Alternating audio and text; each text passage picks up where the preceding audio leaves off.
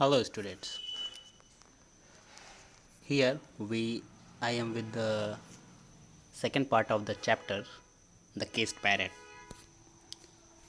So now, as we have discussed up to this para, now we will discuss further from this one. Okay. Now let's move ahead to the chapter without wasting time. The world has a shortage of many things, but there is no dearth of critics around. The cage has been maintained very well. However, nobody has thought about the bird, the critic said. The world has a shortage of many things.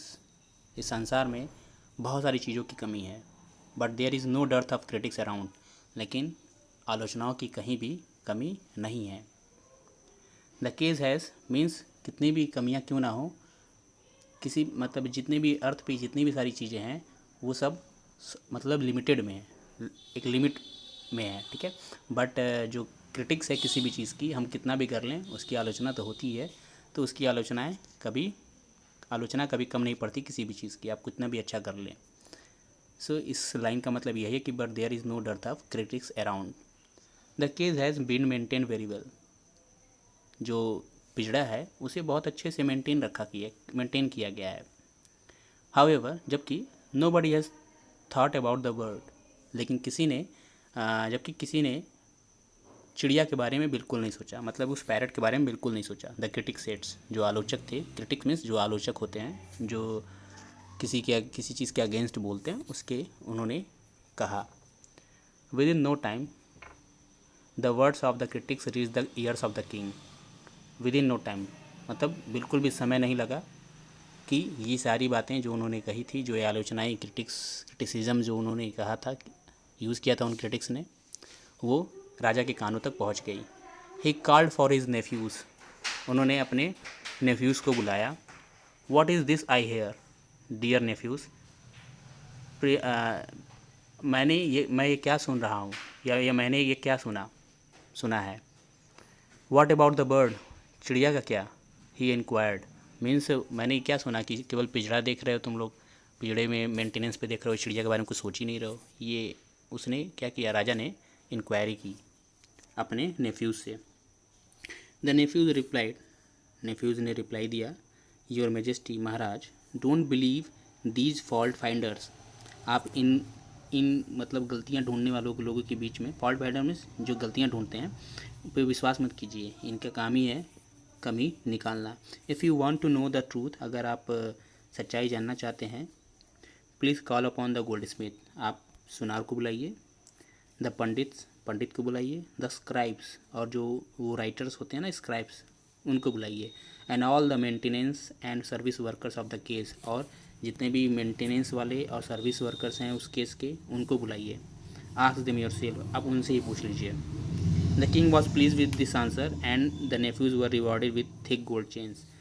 जो राजा था इस answer से वो काफ़ी ज़्यादा खुश हो गया. प्लीज़ मीन्स होता है यहाँ पर खुश होना. वो काफ़ी ज़्यादा खुश हो गया और अपने जो नेफ्यूज़ थे उनको गोल्ड चेन्स, मोटे मोटे गोल्ड चेन्स से उनको रिवॉर्ड कर दिया, उनको पुरस्कृत किया. The king wanted to see for himself the scope of this project and appreciate the pace at which learning was being imparted. The king wanted to see for himself. राजा खुद स्वयं देखना चाहते थे. The scope of this project, इस project का जो ये काम चल रहा था उसका स्कोप, कि इसका मतलब क्या रिजल्ट, कितना बेटर रिजल्ट मिलने वाला है. एंड अप्रिशिएट करना चाहते थे द पेस में से speed at which learning was being imparted, कि जैसा कि जो लर्निंग प्रोसेस था वो इम्पार्ट हो रहा था, मतलब किस तरीके से वो चल रहा था, उस चीज़ को क्या कर रहे थे, वो अप्रिशिएट भी करना चाहते थे. सो वन डे, इसलिए एक दिन, with his ministers and courtiers in tow, the king paid a visit to the building where the case was. So एक दिन विद हिज मिनिस्टर, अपने मंत्रियों और कर्टियर्स, दरबारियों के साथ, the king paid a visit to the building where the case was. ठीक है. इन टो मतलब एक अलग वेशभूषा में. ठीक है. वो अचानक से सडन वे में वो सडनली पहुंच गए देखने के लिए उस बिल्डिंग में, कि जहाँ वो पिछड़ा रखा था, उस पिछड़े के मतलब इंक्वायरी के लिए, उसको देखने के लिए कि कैसे काम चल रहा है, पहुँच गए. His arrival was announced. उनका आना जो है क्या किया गया, अनाउंस किया गया with a cacophony of hundreds of musical instruments. Cacophony means होता है कि जो साउंड्स होते हैं ना, काफ़ी ज़्यादा तेज़ आवाज़, जो काफ़ी तेज़ आवाज़ होती है, कैकोफोनी वही होती है। फोनी मीन्स होता है, फोन्स मीन्स होता है क्या, साउंड, और कैको मीन्स होता है जो मतलब डिसलाइक, मतलब जो उनको पसंद ना आती हो। तो क्या ड्रम वगैरह अचानक से बीट होता है और सायरन वगैरह बजते हैं तो अच्छा नहीं लगता है बिल्कुल कानों को, तेज़ तेज़ आवाज़ होती है तो हिज अराइवल वाज अनाउंस्ड, उसके उनके आने का जो खबर था वो अनाउंस किया गया with the cacophony of hundred of musical instruments, लगभग 100 तरीके के म्यूजिकल इंस्ट्रूमेंट्स को बजा करके तेज़ तेज़ आवाज़ में उनके आने का अनाउंसमेंट किया गया। तो अब ये सडनली पहुंच रहे थे। The pandits immediately began chanting mantras and all present there raised their voices and shouted जय महाराजा। जो पंडित थे वो तुरंत जो है मंत्र वगैरह, चैंटिंग मीन्स मतलब चैंट करना, मतलब जो होता है ना प्रोनाउंस करना, चैंट मत करना मतलब प्रोनाउंस करना, ठीक है, प्रोनाउंस करना स्टार्ट कर दिया मंत्र को। एंड ऑल प्रेजेंट देयर, जो वहाँ पे लोग उपस्थित थे, रेज देयर वॉइसेस, अपनी आवाज़ उठाई मतलब तेज़ आवाज़ में, एंड साउटेड, और चिल्लाने लगे जय महाराजा जय महाराजा। Look your majesty such grand arrangements, देखिए महाराज इस तरह कितना शानदार व्यवस्था की गई है।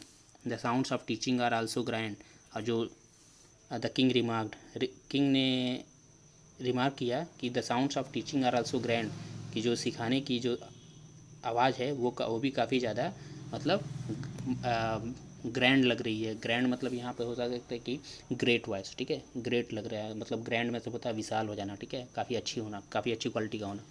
Not only the sounds of teachings, केवल पढ़ाने का जो साउंड्स है वो ही नहीं बस, बट द मीनिंग बिहाइंड दो साउंड्स आर आल्सो ग्रैंड, लेकिन उनके पीछे जो मीनिंग भी छिपी है, मतलब जो पढ़ाया जा रहा है उसके पीछे जो मीनिंग भी छिपी है वो भी काफ़ी ज़्यादा ग्रैंड है, महान है।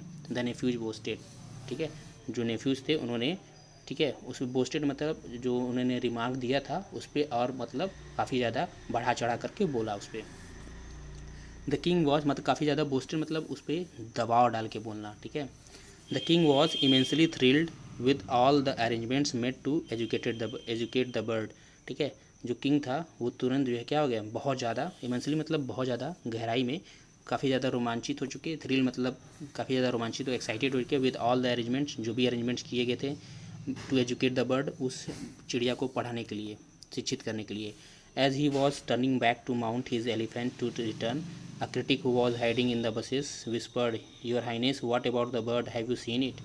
As he was turning back to the mount his elephant to return, जब वो अपने माउंट, अपने किले पर वापस आ रहे थे, तो अपने महल जब वापस आ रहे थे तो बीच में जब उनकी हाथी जो है हिज एलिफेंट टू रिटर्न, अपने हाथी पर वापस लौट रहे थे, उसी बीच रास्ते में अ क्रिटिक, एक आलोचक, who was hiding in the bushes, जो झाड़ियों में छिपा हुआ था, विस्पर्ड, फुसफुसाया, योर हाइनेस महाराज, व्हाट अबाउट द बर्ड, चिड़िया का क्या, हैव यू सीन इट, क्या आपने उसे देखा, आपने तो पिंजड़ा देखा, सारी चीज़ें देखी, पंडित को मंत्र पढ़ते सुना, सब कुछ देखा, बट चिड़िया को क्या आपने देखा कि वो कैसी है, कहाँ है।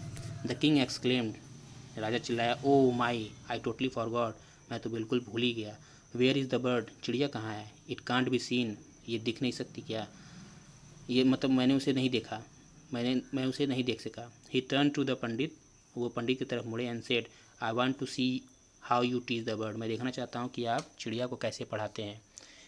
ही वॉज शोन द प्रोसेस, उन्हें प्रोसेस दिखाया गया। He was satisfied with the entire arrangement, और वो पूरे अरेंजमेंट से सेटिस्फाई हो गए।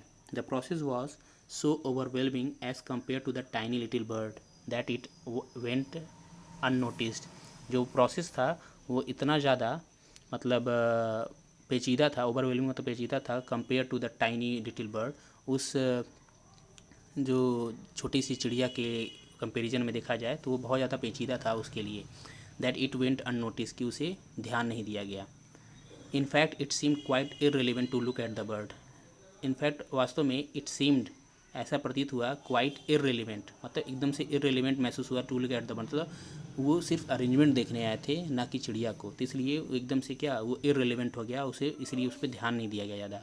The king realize that there was no lack in the arrangements, तो राजा को लगा कि यहाँ पर किसी तरीके की कोई कमी नहीं है अरेंजमेंट्स में। देयर वाज नो फूड और वाटर इन द केस, वहाँ पर कोई भी फूड और वाटर की व्यवस्था नहीं की गई थी पेड़े में। ओनली हिप्स ऑफ टॉर्न पेजेस, केवल ढेर, हिप्स में ढेर होता है, फटे हुए पेजेस के कुछ ढेर पड़े हुए थे। With the tip of a pen, जिस पे एक पेन के टिप लगे हुए थे। The torn pages were thrust into the bird's mouth, और वो क्या किया जाता था, जो टॉर्न पेजेस एक टिप मतलब एक पेन के टिप से क्या किए जाते थे, जो पेजेस थे उनको जो बर्ड के माउथ में उसको उसको थ्रस्ट किया जाता था, उसको खिलाया जाता था। The bird could neither sing nor cry out, अब चिड़िया ना तो बोल सकती थी और ना ही चिल्ला सकती थी। Everyone thought what a pleasing sight this is, सब ने सोचा कि क्या मतलब क्या प्लीजेंट दृश्य है, क्या व्यू है, मतलब कितना सुखमय दृश्य है ये। The king ordered his attendant to pull the ears of the critic, राजा ने मतलब उस जो आलोचक थे, उस आलोचक था उसके कान खींचने को कहा। कान खींचने का मतलब उसको पकड़ के लाने को कहा। As time went on the bird became more civilize, जैसे समय बीतता गया चिड़िया और ज़्यादा सिविलाइज हो गई, सभ्य हो गई। इट वॉज हाफ डेड, लगभग वो आधी अधमरी हो गई थी। It had little time to sing its songs, उसके पास अब बिल्कुल समय नहीं होता था कि वो गा सके। For it was learning all the while, क्योंकि वो हर समय पढ़ ही रही थी, सीख ही रही थी। The teachers of the bird saw it as good process, teachers of the bird, जो बर्ड के जो टीचर्स थे उनको लगा कि ये अच्छा प्रोसेस है। क्यों? क्योंकि वो डेली उसको एक पेज खाते थे। जैसे होता था ना कि पेज अगर पढ़ना है तो पढ़ने के लिए पेज फाड़ के खा लो तो याद हो जाएगा, तो सिंपली वही मेथड फॉलो कर रहे थे कि मतलब आप मत करिएगा, वो बेवकूफ़ बना रहे थे। तो उन्होंने पेज फाड़ा और पेज पे कुछ लिखते थे और उसको वही खिला देते थे कि सोचते थे कि उसको याद हो जाएगा। However, as the habits are of a bird, it would look towards the morning sun and flap its wings in an attempt to escape the cage. जैसा कि एक चिड़िया की मतलब चिड़ियाओं की आदत होती है, इट वुड लुक टूवर्ड्स वो द मॉर्निंग सन, वो क्या करती थी, वो देखा करती थी मॉर्निंग सन की तरफ, जो सुबह में जो मॉर्निंग सन होता है उसकी तरफ देखा करती थी। एंड फ्लैप इट्स विंग्स, और अपने पंखों को फड़फड़ाती थी। इन एन अटेम्प्ट, एक अटेम्प्ट करने के लिए, टू स्केप द केज, पिजड़े से बच निकलने के अटेम्प्ट में। समटाइम्स, कभी कभी, it would even try to break the bars of the cage, it would even try to break the bars of the cage, कभी कभी ये ट्राई करती थी कि जो बार्स थे, जो मतलब जो उस पर बार लगे हुए थे केज में, पिजड़े की जो देखते हैं बार लगे होते हैं, बार मतलब जो रॉड होते हैं, उन रॉड को तोड़ने की कोशिश करती थी विथ इट्स वीक बीक, अपने कमज़ोर चोंच से वो क्या करती थी, उसे तोड़ने का भी कोशिश करती थी। The guard was appalled and said, look at the show of indiscipline, what audacity. The guard was appalled and said, guard जो है काफ़ी ज़्यादा रोष में आकर के उन्होंने कहा, look at the show of indiscipline, देख लो ज़रा कितना इनडिसिप्लिन है ये। वॉट ऑडासिटी, क्या बदतमीजी है ये। Hence black Smith was called for, मतलब कि ब्लैक स्मिथ को बुलाया गया फिर से। With his hammer, black Smith मतलब लोहार, ठीक है, और गोल्ड स्मिथ मतलब सुनार, ठीक है। विद हिज हैमर, उसके हथौड़े के साथ, चिसेल, और चिसेल के साथ, एंड फायर अरेंजमेंट्स, और कुछ आग के साथ, आग वाले अरेंजमेंट के साथ, मतलब अब कुछ किया जाएगा उसके लिए। The birds wings were claimed with the chain, जो बर्ड की जो विंग्स थे, पंख थे, उसे क्लैम कर दिया गया, बांध दिया गया, टाक दिया गया। विद चेन, एक चेन के साथ टाक दिया गया, मतलब उसके पंखों को बांध दिया गया एक चेन के साथ, पिजड़े में ही। The king's relatives said with disapproval, जो राजा के रिलेटिव्स थे उन्होंने असहमति जताते हुए कहा, the birds in this country are not only foolish but they are also ungrateful, जो चिड़िया है इस कंट्री की, वो केवल ये मूर्ख ही नहीं है, but they are also ungrateful, और ये अनग्रेटफुल भी है। मतलब कि ये क्या नाम है कि किसी की भलाई का, अनग्रेटफुल करने मतलब जब कोई किसी की भलाई का पॉजिटिव रिस्पॉन्स ना दे तो उसको अनग्रेटफुल पर्सन कहते हैं, ठीक है। तो आप उसको कृतघ्न भी बोल सकते हो हिंदी में। The pandits now taught the bird with a pen in one hand and a spear in the other, एक हाथ में वो स्पेयर रखते थे और दूसरे हाथ में पेन रखते थे और उसे पढ़ाना स्टार्ट कर दिया। एवरीवन वॉज कंटेंटेड, सब लोग सहमत थे। एंड सेड, और कहते थे, this is what education is, ये एकदम सही तरीका है कि पढ़ाने का, ठीक है। The black Smith was richly rewarded, जो ब्लैक स्मिथ था उसको काफ़ी ज़्यादा रिवॉर्ड दिया गया है, अच्छा खासा पैसा दिया गया। And the guard gained a little from the king for his attentiveness, और जो गार्ड था उसको भी गार्ड गेंड अ टाइटल मिला उसको फ्रॉम द किंग, राजा से, फॉर हिज अटेंटिवनेस, मतलब उसकी सतर्कता की वजह से उसको एक टाइटल भी मिल गया गार्ड को। द बर्ड डाइड, चिड़िया मर गई। व्हेन, कब। नो वन नोटिस, कभी ने किसी ने ध्यान नहीं दिया, मतलब चिड़िया मर गई, अब कब मरी किसी ने ध्यान नहीं दिया। The infamous critic spread the news, और ये इनफेमस, इनफेमस कहने मतलब जो पसंदीदा ना हो, ठीक है।